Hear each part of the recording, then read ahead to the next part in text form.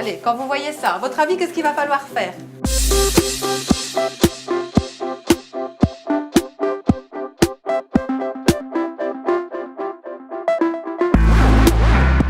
Le numérique aide énormément. On a des enfants déficients auditifs, ce qui veut dire que tout ce qui est abstrait ne passe pas. Alors voilà, ici on parle d'un sujet, hop, je prends ma tablette, je prends le TBI, on tape le mot, on voit ce que c'est, ah ouais voilà, et ça fait tilt directement.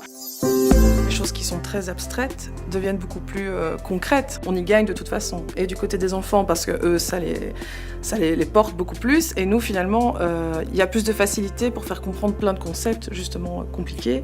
Et tout est beaucoup plus ludique pour eux comme pour nous. C'est vivant parce que du coup, c'est les enfants qui parfois donnent ce côté technologique à l'adulte en disant « laisse-moi, ça va, je sais faire, je vais t'expliquer ». Et donc du coup, il y a vraiment une interaction qui se passe entre les deux. L'adulte apporte le côté savoir, le côté voilà, et l'enfant apporte parfois le côté technologique et ça, c'est bingo, parce que tout le monde y gagne.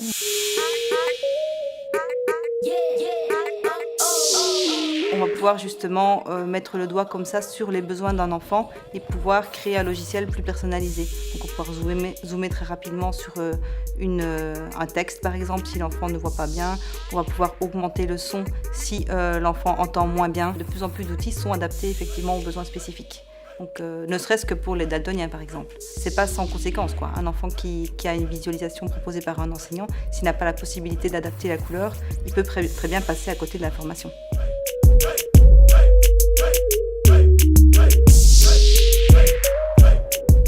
On a des enfants de 10-12 ans, ils seront dans le monde du travail d'ici quelques années. C'est l'avenir, le numérique, il ne faut pas se voiler la face. Donc oui, j'encourage mes collègues de se lancer là-dedans parce que c'est porteur pour nos élèves. C'est déjà leur donner un outil dont ils se serviront plus tard.